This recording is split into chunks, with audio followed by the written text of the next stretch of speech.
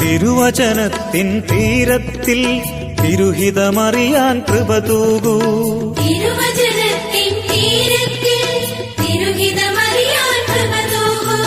തവ സന്നിധി എന്നകതാരിൽ തിരുവവതാരം ചെയ്തിടണേ.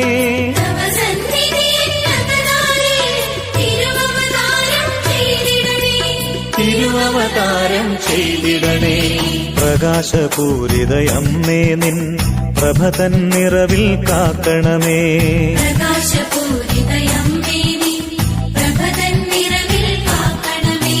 സുതരാമിവരുടെ യാചനകൾ നിരസിക്കരുതെന്നമ്മേ നീ.